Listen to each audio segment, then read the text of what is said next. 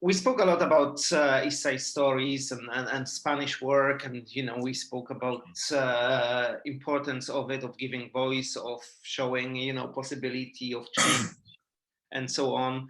We also mentioned that they feel very personal to you, but at the same time, I believe it's Juvenile that actually becomes the most personal of all, because you share, your letters to your mother. You share some photographs of yourself as a young man in there, but at the same time, it is kind of continuation of East Side Stories. It's kind of, it's before and after in kind of this short. Could you speak about all that, please? Well, we talk about the book and the projects. East Side Stories was an important project for me to take a closer look at juvenile justice in general as an overview, and specifically looking at gang violence. But there was more about, well, actually, what happens to you? I remember as a young person myself, right? While I'm photographing in East Side Stories, I'm thinking about what it was like for me, 15, 16, 17. I didn't have access to guns, but, we had access to other criminal elements, yes. So understanding what happens to a young person when you get caught up with crime, right, is quite it's quite something to look at, because it's a very broad spectrum.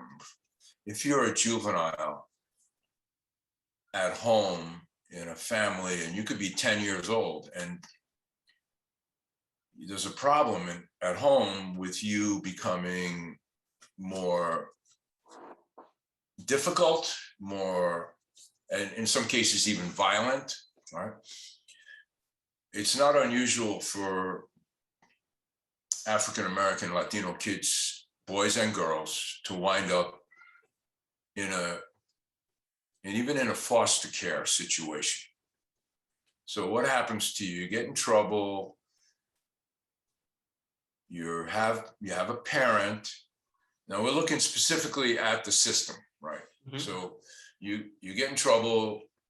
You may have some counselors talk to you. Instead of putting you in a kind of a prison jail environment, they may send you to a home, what's called a group home, right? And many of those children do not have parents that want them anymore, right? And you could have a parent, they might be in jail, or they might not be the best parent, or whatever those issues are. So that is the beginning of this really long arc into the criminal justice system. Once you're in foster care, and if they can't place you with a good family, right, because your family gave up on you for many different reasons, but you can have psychological issues, you could have had assaults against you as a young child. So these are a lot of children that wind up in the foster care system. And once you're in that system and you do not fit in, where the parents that are supposed to be taking care of you are not taking care of you, they're assaulting you, they're sexually assaulting you, which was a common conversation I heard with the girls a lot from inside the youth facility I was photographing. And so once you start down that road, you wind up a juvenile. You've heard this a million times before. You've seen it in the movies, you read it in a lot of books. If you don't straighten out yourself out, or you don't find someone that's going to help you, or family where you find yourself safer and learning and getting an education, you just get bounced around from one foster family to another. Then you wind up in trouble again. Then you go to juvenile hall. And that's the beginning of this arc of where you get caught up. Now they got your number. Now they track you. Now you're on probation. So you're still in the criminal justice world, right? You mess up, you get older. Now you're going to jail, right? With adults. Then you go to prison. Then this is a very common occurrence in the criminal justice system. Mm-hmm. And we can talk about all the particulars and what the problems are and how come the system doesn't work and how we can make it better and all these things. But as a child who was traumatized, Joseph Rodriguez, and had seen some very bad things, my thinking at that time was not very good. So I mean, I probably could have used a lot of therapy and a lot of care. There's a photograph in the juvenile book, if you have it, where there's one particular young man, his name is Jose, and he's getting ready to go to court, right? And he's the man who's on the cover of the book, right? Who is very stressed out. He's got his hands thrown back. Yeah, that's him. And inside the book, there is a photograph of him with his he's getting ready to go to court. He's got his grandmother, a social worker, a psychiatrist, and a probation officer. So you have a wraparound services and his public defender, his lawyer. Yeah. And so that is how you can address a problem. It takes a village to help someone get on their feet. And so I didn't have that when I got arrested. Mm-hmm. And I went through the horrible stuff of being locked down with older prisoners.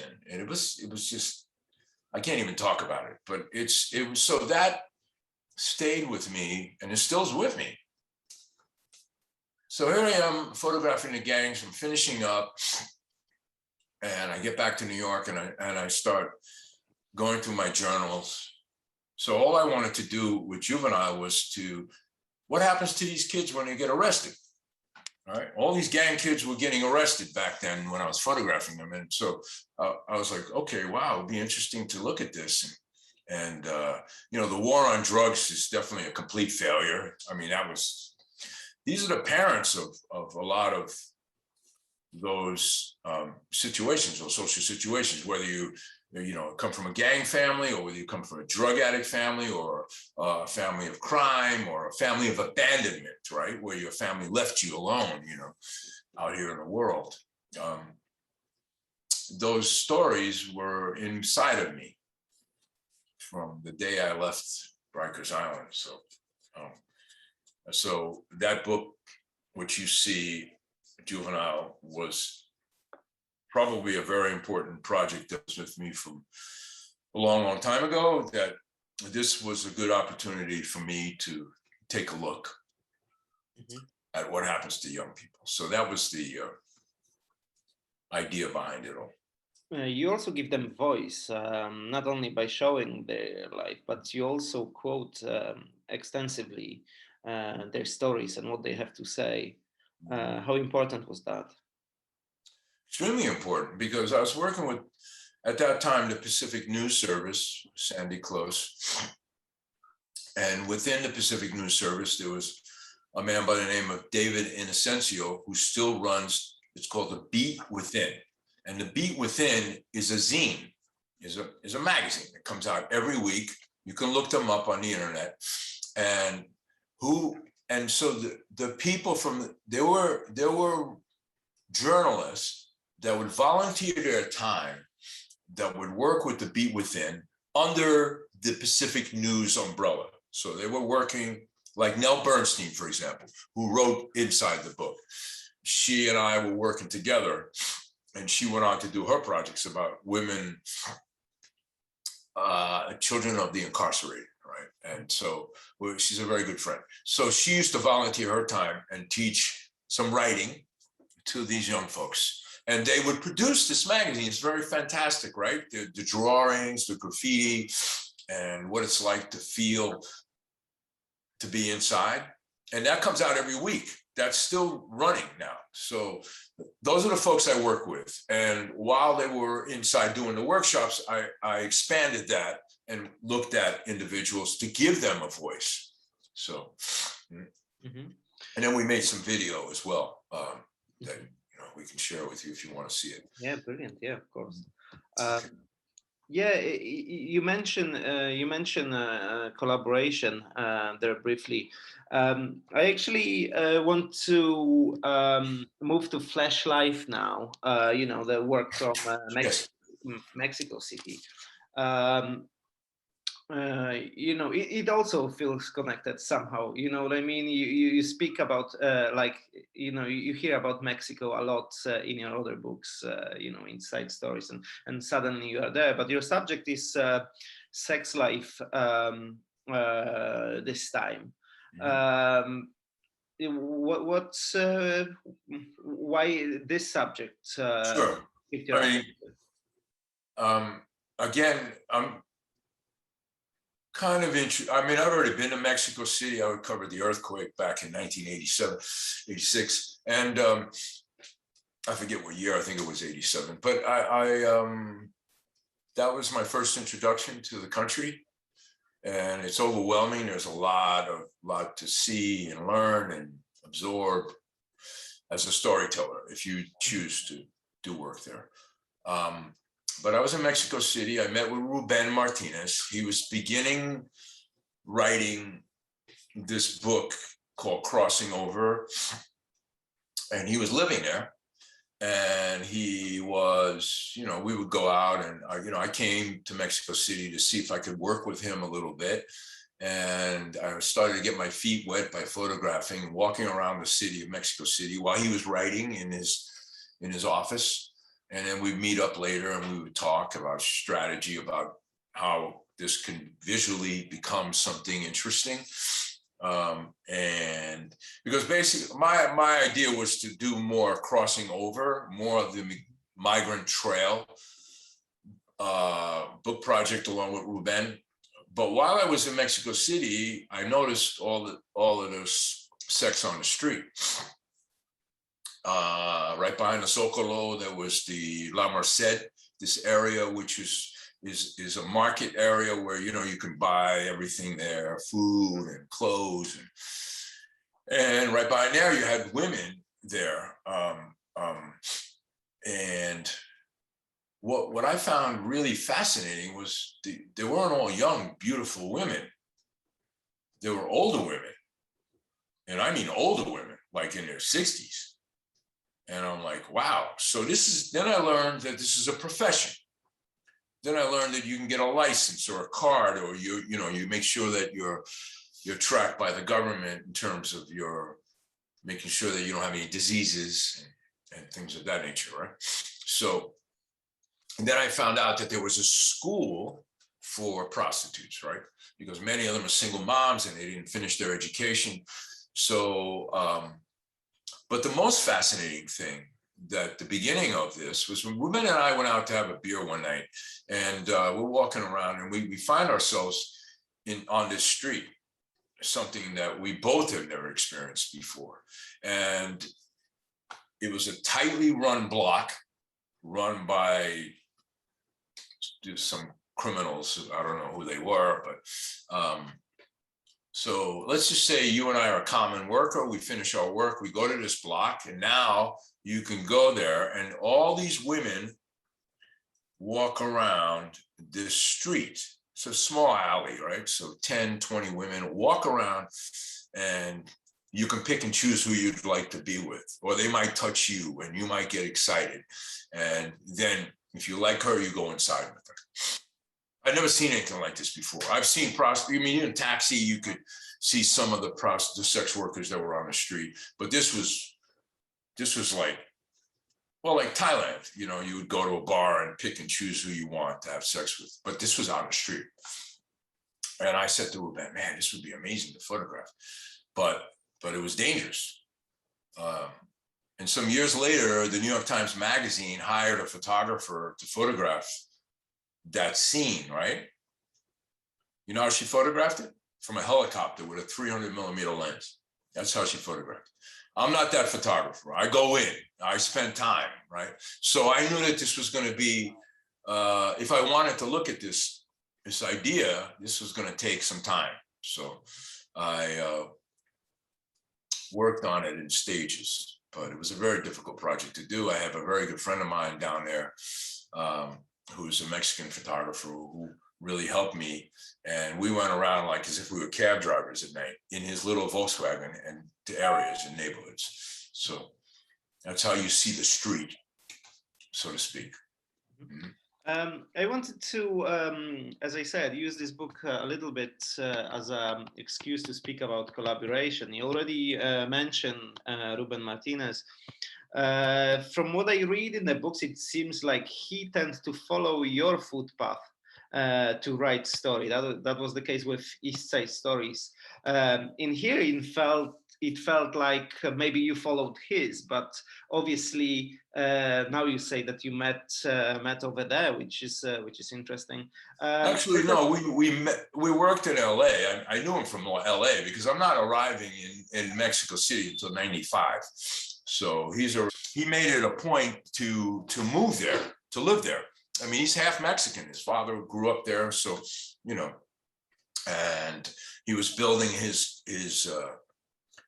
journalist contacts and his university contacts. So he's very well respected there. So I wanted to work with him and to see if we can collaborate together. And so, but Fleshlife was done mostly with me. Ruben knew the gay community, or one segment of the gay community in Mexico City. And so that's where Vicky comes in, and where some of these trans folks were photographing. But then we went out to Neza, which is another part of Mexico City, a very dangerous part, on my own. So I could never photograph with Ruben all the time because he wasn't thinking in a visual way. He was always thinking in a word way, and you cannot photograph that way. So we would separate and then come back later. So. Right. So it wasn't always the easiest of collaborations, but I think we learn from each other. And when we talk about collaborations, he learned from me the importance of being a descriptive writer. And I remember when we were doing Migrantes, this is much later on, we had an argument or two. It's very hard to be together with somebody crossing the country for weeks at a time. So we had an argument one day about writing and photography. And so he went to the hotel. I think we were in North Carolina. And I went to a bookstore and I bought him The Americans by Robert Frank and the writer, I forget his name, very famous writer, what's his name? Anyways, The Americans. And I said, this is how a writer and a photographer can collaborate. I said, you know,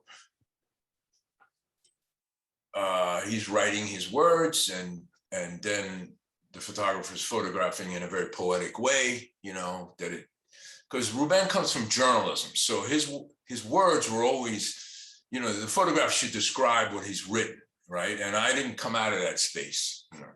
So it was difficult at first, but he goes on to thank me if you read the beginnings of Crossing Over, how I helped him learn how to see better. Yeah. So, but with Crossing Over, he knew the scene. Ruben knew the scene. He knew the gay scene. We went to gay clubs, we hung out with gay friends, see what the party scene was like. And the women were just everywhere. So, you know, I pretty much dealt with it like I dealt with Taxi, driving through the city and trying to find her. But we got close to certain women, and I actually paid some of these sex workers because time is money, right? I'm taking you out of your space to make money, all right? So I wasn't looking to have sex with them. I just paid them like I would pay models, but we were telling a true story with that. And I don't usually pay people, but that's not something that's credible in photojournalism. But this wasn't photojournalism. So. I also believe this book. It's personal, but I believe it's have the best design out of the books you've got for some reason, and there is some continuity between it and East Side Stories. And of course, it was done by the same person. Yuko Uchikawa. Yuko is a very special designer. We met, Powerhouse was just starting up with East Side Stories. That would have been the second book that he published. The first book he published, I think, was Richard, I forget, Prince, I think, or I'd have to look that up. But anyways, he introduced Yuko to me, and we just hit it off. And why do we hit it off? Because she's not just a book designer. She just reads. There was a lot of discussion. I left her all the photographs. This is how we would work. I would come in, I say, I got a project, this is what it's about. She would read all about LA and all about East Side Stories, even to the point where she look at the map of the city, right? And so I liked the way she was thinking. She wasn't an ordinary designer where, you can just lay out the pictures, put the text in, and that's it. She was going into elements that I think that were culturally important for the gang book. And the same thing with many of the other books, right? With Juvenile, Juvenile was done in a way that was more about elements that she could put in the book that were mine, my photographs, my family, my letters, right? Yeah. And with Flesh Life, you could see the borders. You can see how. I want to show you a couple things. One is this, and so this Mexican artist, right? I brought this book to her because I was really enamored by the culture. This book is beautiful, by the way. I mean, you get all these little postcards in here, right? So this goes way back, right? This is the book. This is the actual book. And inside the book, I like it was small. You can begin to see the typography, right? And then you could begin to see the line cuts, because he's a line cut artist, right? You could begin to see how he represents the Dia de los Muertos, the Day of the Dead, right? And so I went through this whole book with her. I left this book with her, right? And inside this book is amazing if you can get a copy of it, because look at this. You get about 3 of these. Oh, wow. These are amazing. These are his line cuts, right? Because back then they didn't have photography. So this is how you would do photojournalism. You would do journalism, talking about the issues. So, okay. So culturally, what I do with, or the conversations I have with Yuko are more about culture than it is about just the art of the pictures. So that border that you see that's on the cover of the book, is reminiscent of how, it's reminiscent of some of the block lettering, some of the imprinting that goes on, right? And, these little tiny sort of icons that are in the book that, so I would leave this book with her and we would talk exactly. And so she actually, I gave her a photograph of that statue, what's it called? Santa Muerte. Yeah, that's the Saint of Death, right? That's what's there at the end. Yeah, and she drew that. So she's an artist as well, right? East Side Stories too, she drew the car and she drew the Virgin Guadalupe, and I was like, this is really special. So that connection is special. I mean, the reason why I'm not working with her now is just that I don't have the money to pay for her, She's worth $6,000 just to design your book, because she really goes deep. And she's done other books with Powerhouse. So this wasn't just me, okay? And she's a great designer. So when you have that kind of connection that understands what they're looking at, not just taking over, and she's got her own style, like most designers do. She has her own ego, right? And she's gonna but she's very, very sensitive about the artist, right? And what they think and how they think and what they want. Because a lot of photographers don't know design that well, right? They just know pictures dropping in. I'm not that kind of photographer. I get very involved in typography and in design elements. So, and that's what brings Yuko and I this collaboration, which has been so special. I miss her very much. Still here. Yes, still here. I mean, you know, which is kind of poignant to even talk about it today, because Hurricane Katrina was August 29th, right? That was 2 days ago. And they're going through a hurricane right now. As you can see, there's no electricity there. Talked to a very close friend of mine, Clarence, yesterday, who said to me his house, he doesn't even know what's going on in his house. There's no way to talk to anybody. So with Katrina, Still Here is a poem by Langston Hughes, right? And I always remember that, you know, about, you know, all the issues that at that time he was going through and that the race was going through.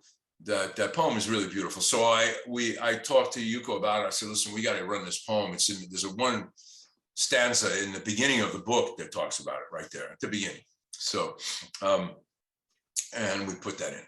So I think even just, yeah, exactly. There it is right there. That's it. That's it. So it's the cover, right? I mean, we would make several covers, right? And there was something about the block lettering, about how it's broken up and how it's kind of staggering, you know, that kind of represents, because most of the time we put a photograph on the cover of a photography book. Yes, exactly. So these were stories after Katrina, and you know, I wasn't covering Katrina as it just happened. It was really like what happened to all these people and where they go, and it was amazing. Yeah, so it took a couple of years to produce. So, but it wasn't really a complicated book because it was a landscape book and it was just one picture after another and some text. There aren't that many design elements like East Side Stories or yeah. You know, like whenever you know, another hurricane hit New Orleans, you know, I'm one of you know, I can't help by thinking, you know, why people are still there, right? And you kind of respond to such ignorance in your book. You know, a lot of it is about, you know, community and inability to leave. Was that something that you had in mind what you was making the book to explain those? No. I mean, first of all, I'm where am I? I'm in Louisiana. What is Louisiana? I mean, what is their history? That's kind of was a slavery town. Do we speak about slavery? Yeah. Well, I mean, it's very much a black and white city, you know. So it's not like it is up north here, where we're a multicultural city, right? It was more like a chocolate city, right? So so I already, you know, I know our history, so you know, I know what I'm dealing with, you know. But it's also a violent city, you know, as I went on to photograph it later when people start coming back. But no, I went there just to hear from the people. Like, you know, I went in there as a journalist, you know. I didn't have any personal sort of reasons why I was there. I mean, I think that, you know, I mean, there's similar issues going on up here than they were down there, except that the South is a very different place, moves slower, changes are, you know, major changes are rare down there. So it was more about the exodus and how people had to leave. And it was more about how the government handled the flooding and taking care of the folks. I mean, it was painful. I mean, I was sitting up here watching it in real time, and all we saw were, well, why were all these black people stuck in the water and most of the white people seem to be gone already? And how come you're not letting them over the bridge? And why aren't you letting them get to safety? And so all of that history just came back bubbling up again, right? So, and so That was a tough project to do. I just did not. I was really, really depressed. I can send you another video of, which is really kind of cool to give you a really good sense of the impact and what happened to me and to my very close friend, Clarence Williams. Clarence Williams is a Pulitzer Prize photographer from the LA Times. Incredible photographer. He quit the paper and lives in California now, but and he was caught in a storm, basically. He called me from down there. He went down there for a wedding and he had his cameras to shoot, but he had no film. So he had to be airlifted out from there because they were sitting on the roof. He went to Texas, eventually gets back and does this amazing work because the Open Society Foundation, George Soros, right, gave a huge grant, a huge stipendium for journalists to go and investigate Katrina. And so I think there were several photographers, and Clarence was one of them. Russell Frederick was another. I was another. And, you know, I spent 2 years revisiting, right? Because families went to Texas and they had to come back. So I went back, you know, so it was just back and forth. So, yeah, that was actually my point, I think, last week, that it is like slow journalism, you know, because media seems to be jumping to one disaster, from one disaster to another, and then, you know, kind of forget about everything. But with your books, you try to actually change that. I mean, fill the gap. Would you say I also did interviews. Mm-hmm. I don't know, I got about 6 or 7 audio interviews. I never did anything with them, just sitting in the computer. I'm a one-man operation. It's very hard to kind of do all these things by yourself, even though these kids think that they can do it all themselves today. You know what I'm saying? Video, unless Ruben is following you. Sorry? Unless Ruben is following you. Right. You know, but I think the slow way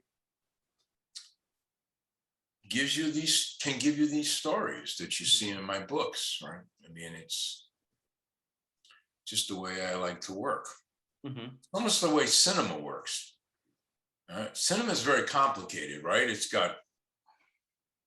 You usually have a script, right? You have actors, you've got the audio component, you've got the music component, you got the cinematic component of the actual shooting the scenes. Then you have the editing component, which you connect all this great material together. And then you finally have an end product, right? Well, many people have interviewed me over the years, and they've always said to me, why didn't you go into cinema? Why didn't you do cinema? Well, the only reason why I didn't go into cinema or video is because it cost a lot of money to do. Yeah. I can do a lot with $10,000. You can't do a lot with $10,000. Maybe you can today because now you can do it on video and you can do it all yourself. But as the very famous Werner Herzog school, I mean, if I was coming up, that's the school where I would study documentary film. I wouldn't go anywhere else. That would be the man. And so, but he, in an interview about 10 years ago, said, you know, to many that for videographers, this is an amazing time for you because it's become cheaper for you to make film today. Yeah, I think you know that. So, but I do love audio. I do love that. So I have my own BBC sort of Marantz recorder with my Sennheiser mic. I do 16-bit audio, and you can see a couple of those multimedias on my website. So I like that. I like being able to give the people their real voice. So that's brilliant. But Katrina still is a very, very hard subject to look at. Definitely. Let's speak about another difficult subject, you know, and your LAPD 1994 work. You know, it was a political statement as well, I believe.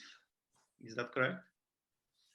Yeah, I'm not an activist, so I'm not there to make a political statement. I'm here to just show you what I saw. Okay. Ruben and Lauren Lee Wright basically gives it context. This is like a loaded gun, right? The LAPD pictures are like a loaded gun. You put them out there in the world without context, and what are you going to have? Right? I'm very, very, very much aware of what the work is and what it could be. Even when you do your best work and try to explain it to people, still can go bad, right? I mean, I know that the pictures can be upsetting to look at, but this is history. This is true elements, right? I mean, the way I photographed like Ouija, right? A photographer who was a New York photographer who covered a lot of crime back in the 40s, right? So I'm looking at what your job is. That's all it was. Okay. And everything that came in real time. There was no setups. There was no asking cops, hey, let's go shoot this. Let's go do that. No, it was just, I'm in the back seat, almost as if I'm in the back seat of a taxi cab, right? And I'm going around and I'm seeing what your job is. And yeah, I have my own personal feelings about what the criminal justice system did to Joseph Rodriguez and does to so many others. But that's not what I'm thinking when I have that camera in front of me. I cannot think that way. I'm shooting for the New York Times. You can't have an agenda when you shoot for the New York Times. You know, you can have your personal sort of points of view, which comes out when you make a picture, right? Or can. But yeah. Yeah, I agree. I agree with that. Being being there and then shooting for the initial purpose, but that book, you know, comes out long after these images are made. You know, there is time for, you know, I don't know, a lot of time to think about these images. What you know, what these images will do now. I mean, would you say that you're still trying to stay in this original mindset of shooting for New York Times while you make that book, while you you know, giving much more to the viewer than you did, you know, when the original feature comes out? Yeah. I think it's important to say why we brought this book out now. We brought this book out now simply because I've been watching, it's not about the Black Lives Matter movement, although that has sort of taken on a conversation while this book is out here now. And Ruben writes about it a fair amount. It was more about what was been happening, especially in the last 20 years, what I've been able to sort of document, right, and see, and personally see. I've been stopped and frisked here in New York City. I walk out of my house and cops are looking at me because I'm a brown person in a white neighborhood. Like, do I belong here? I even had cops stop me. This is a true story. I was on my way to ICP to do a lecture, and I had the East Side Stories book with me in my bag, and I'm walking down the park right down the street from here, and these two plainclothes cops, they stop me and they say to me, you smoking weed? And then they putting their hands in my pockets and doing all of that shit. And I'm cool. I'm just like, okay, let them be.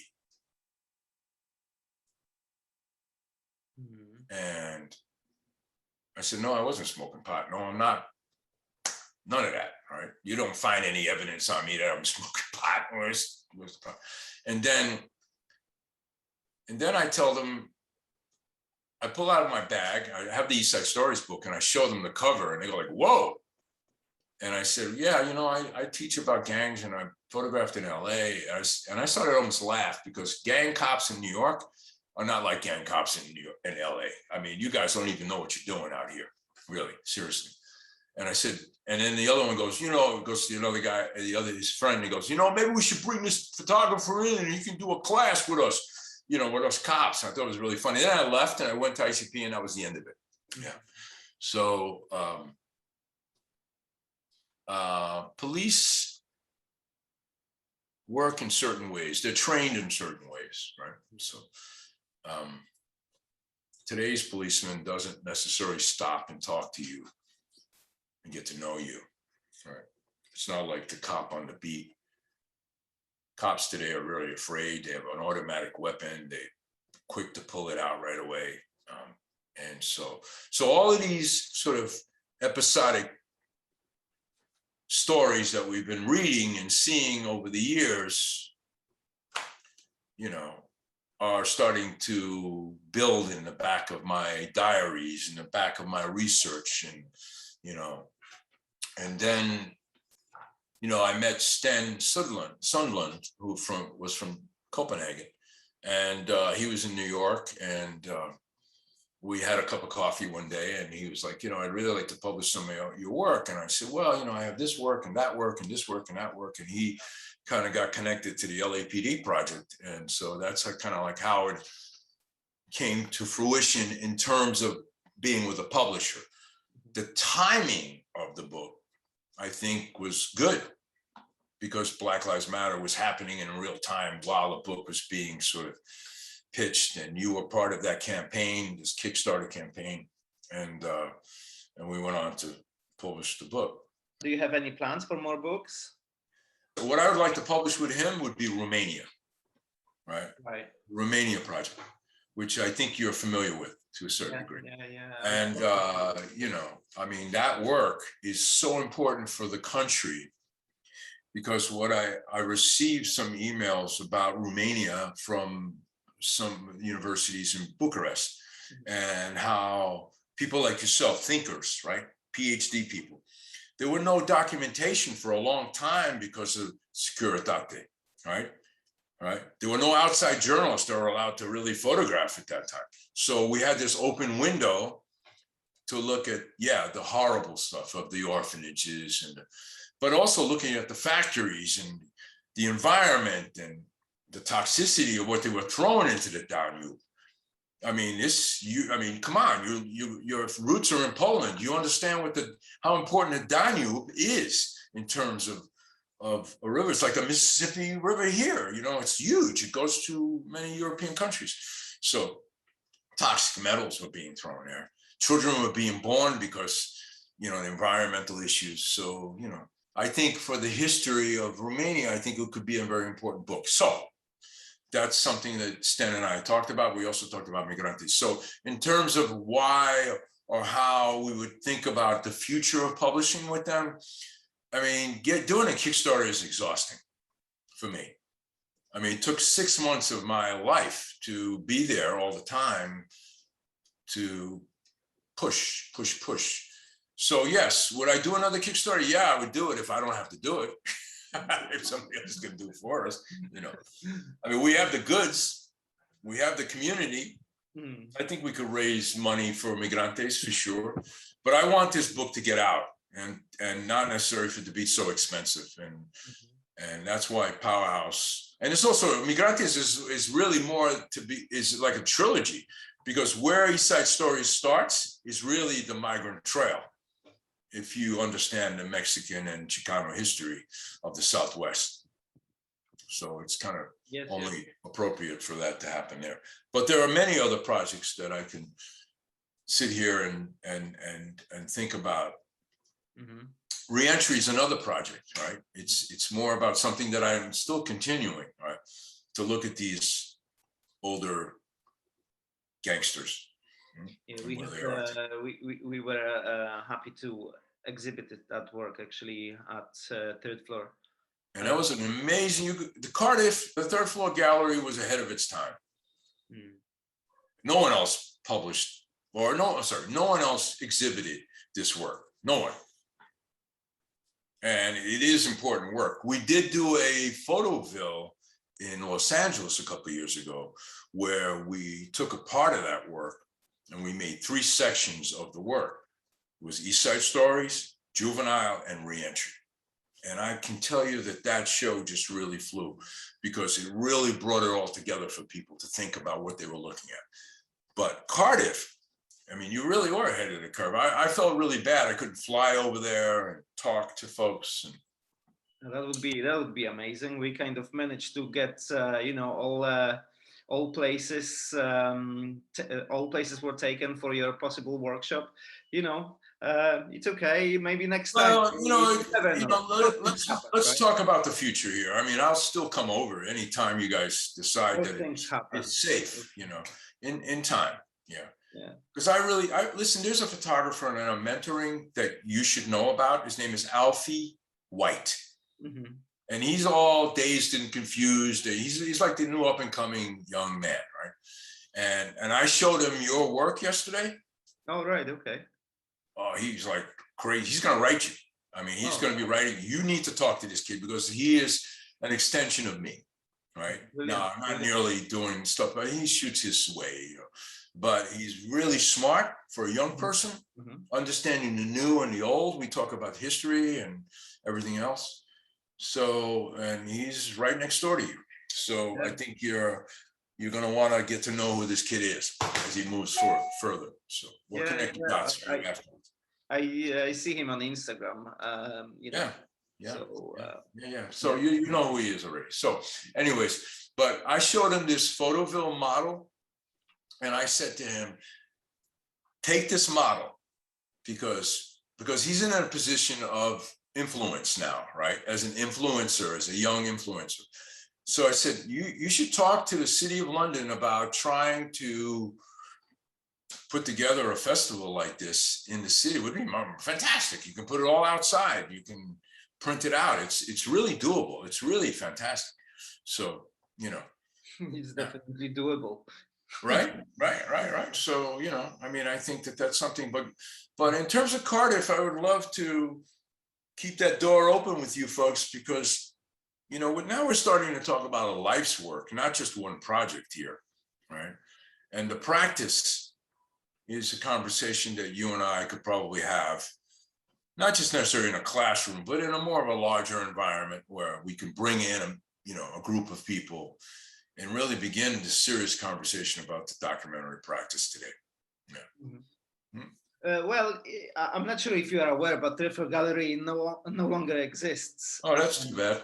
Yeah, we kind of moved on from that and just, trying to not influence, but this article actually means to bring the spirit of it and hope, because there's always talk about, bringing Triffer Gallery back. I said, no, Triffer Gallery was, and that's it. Now we need somebody else to just pick it up and do it. It's doable. It's not that hard. You just have to phone in, email, Have you heard about us when we emailed you for the first time?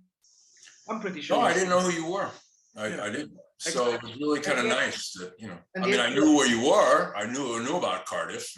And it's important in terms of education and the university and and yet you agreed. So, we hope that, somebody, some youngsters hopefully will pick that up and, well, this video, if it comes out the way you'd like it to, could be really good for you. Yeah, definitely. We'll do that. To create a platform to do. But there's nothing like real in person in having a photographer in real time. I mean, we've had beautiful talks here and it just really just changes everything. Yes, I agree 100%. But before we finish, could we just go back to the books and speak about Taxi for a moment? I'm Joseph Rodriguez, a documentary photographer. I drove a cab in New York City from 1977 to 1987. During that time, I began photographing my work as a cab driver. I wanted to photograph the humanity of my city. As I was stuck in traffic, I found moments to photograph through the windows of my cab. From Manhattan to the Bronx, from Queens to Brooklyn, from Brooklyn to Staten Island. From downtown to uptown, from the Meatpacking District to the East Village, from the East Village to Midtown Manhattan. Looking at this work today gives us a window on what New York City looked like 30 years ago. Taxi, Journey Through My Windows, is my 10th book. I was fortunate to have the author, Richard Price, write an essay introducing Taxi. Taxi, Journey Through My Windows, is available at powerhousebooks.com. Back to Taxi, I think, yes, it's the beginning. Yes, it's like exploring the city. And, you know, if you looked at Vietnam and Cambodia, it's exactly almost the same as a taxi voyage. I mean, I'm working on my feet more, right? I'm walking around. But I had a cyclo driver, you know, the guy on the bike, and I'm sitting and I'm shooting through the little windows. And I love that, man. I just love things in the way sometimes, you know. Yeah, I can see that in your books. Great dynamic. Quite a few shots like that. Yeah. So look, I got a couple more minutes, and then we got to wrap it up right now. I think we were just extending that chatting away now. I think the questions were asked, the ones that I wanted to. I appreciate you, and I appreciate your time. Well, I appreciate you simply because of the man who you are and who you've become. That's the reason why we're having this conversation. Simple as that. Okay. Thank you. All my best to you, my friend. Okay. Let me get out into this heat and try to deal with this 100-degree weather today. Lots of love. Call me. Let me know when you want to revisit. Okay, buddy? Amazing. Okay, buddy. Talk to you soon. Cheers. Bye-bye.